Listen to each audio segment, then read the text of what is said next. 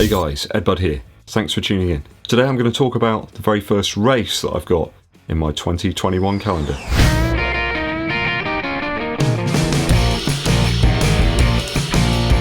So at last, an actual race. I mean a proper race with other people.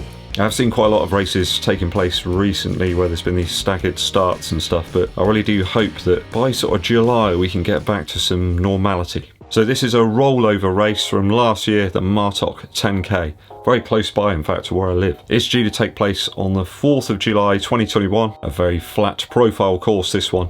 Well, I say very flat compared to Yeovil. Martock's a tiny bit flatter. Perfect timing really for me. I've got about 8 weeks to go before this one. So I did take part in the 2019 version of this race and I had booked up for last year, but obviously stuff happened. I do remember it being very warm that day. It was a warm day. So back in 2019, I had a time recorded of 42:41 for the 10k on this event. Did come up slightly over on my Strava, always seems to on races, doesn't it? I think I had about 6.3 miles there. Pace around 6 minutes 45 seconds per mile average, and Strava had it down for the 10k is 42:03. So it's actually quite a bit out there, isn't it? So I think we're talking about 4 minutes 12 seconds per kilometre on that one. So I easily eclipsed that 10k time back in November during that A6 World Ekiden event, but there's loads more elevation on that time trial route that I did use that day. So for that A6 World Ekiden event, for the 10k section, I averaged about 6 minutes 39 seconds per mile, which is about 4 minutes 8 seconds per kilometre. So a little bit of an improvement, but on a much more difficult course. So I think there's only about 148 foot of elevation gain on the Martock course. So I think using that trading estate loop in my training and some of the time trials I've done over the last 12 months has been really beneficial. It does make you a better runner running up hills. And of course you learn to run down them better as well. I know I've got better fitness this time round with more consistent training over the last 18 months, and overall strength has improved too. Probably not in my arms. I'm quite a weak man. So I'm really excited to see what I can actually achieve in this race. It's really nice to have something to sort of focus on and look forward to. So what is possible? What is a realistic goal? The punishing taskmaster of the Garmin 245 has me down as being some sort of atomic superman. It reckons that I can run a 37:17 10k. I probably could, but you know, life stuff happens as well, doesn't it, around that. If I was just concentrating on that, then maybe I could do it, but that's not really that realistic. I mean, that's about 6 minutes a mile for the entire course. That's just not going to happen. Not yet, anyway. 3 minutes 43 per kilometre. That's not achievable right now. Maybe in the future. We'll have a go at getting towards that. So my recent 5 by 1,000 metre repeats have me down as around about 4 minutes per kilometre. I hit those really consistently. I know I can do that. So I think perhaps that's a little bit more of an achievable figure over the 10k distance. I think I'll probably call that my starting point. That would bring me in at around about 40 minutes. So yeah, that would be amazing to be able to achieve that. I know I can do a sub 25k, so I reckon I can probably just about get to that. Good weather, not too hot.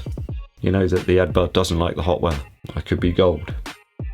So I think I'm going to have to put some consistent work into my 1k repeats and then bringing that up to maybe 3 mile threshold sessions. I think that could be very helpful towards my goal.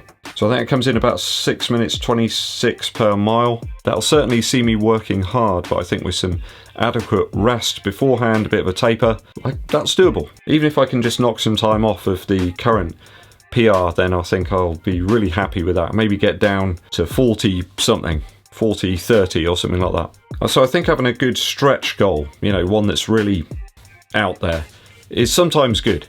But I do want something that's perhaps a little more achievable, maybe a secondary goal. You know, taking 1 minute 17 seconds off of my time I achieved in November is no mean feat. So some middle ground perhaps, maybe 6 minutes 30 per mile, 4 minutes 2 seconds per kilometre, something around that type of effort level I think is probably good as a secondary goal. Shoe wise, it's all road terrain on the Martock 10k. No off-road stuff to worry about, it's just country lanes all the way through. And hopefully minimise traffic as well, we don't want any tractors. They got big wheels, those things. I don't recall last time if the roads were shut or not. I think they may have been. I don't recall seeing any cars. I could be wrong. So a bit of a tough choice to make in terms of shoes.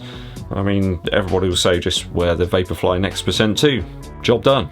I mean, the upper's superb there, but is it a bit of an overkill for that type of event? I mean, this is all on road, minimal bends and curves.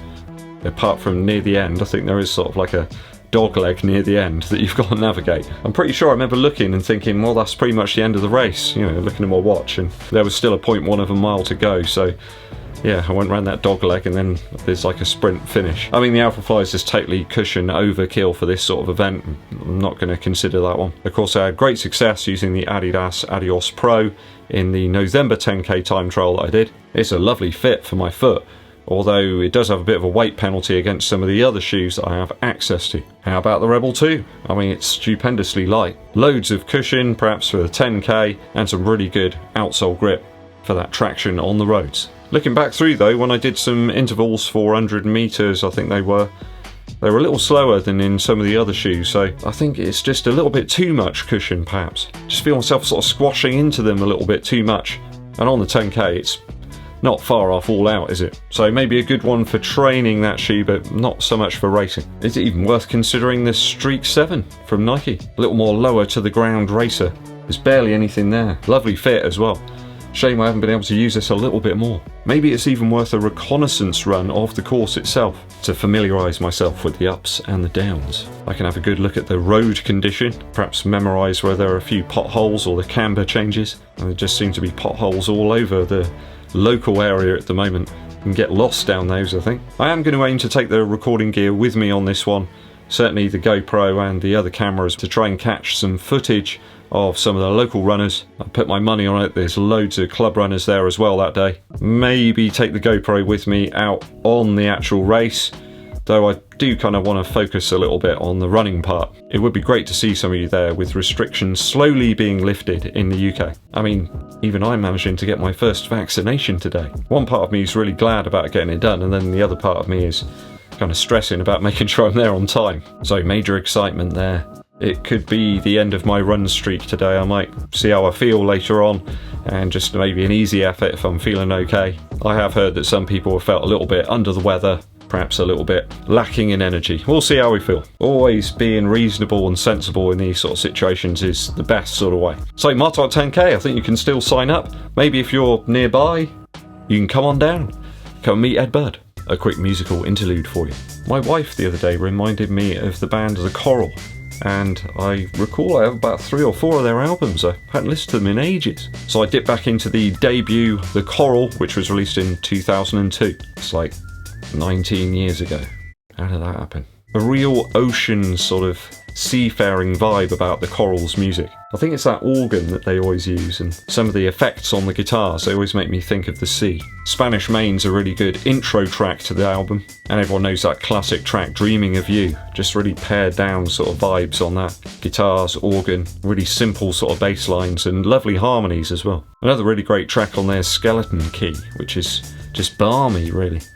All these weird off-kilter guitar noises and melodies. I think that's kind of why I like the Coral so much. They just experimented with a lot of sounds, but it still felt contemporary and listenable. So do go and check that one out. Certainly a 60s tinge to the Coral's music. It's just called The Coral.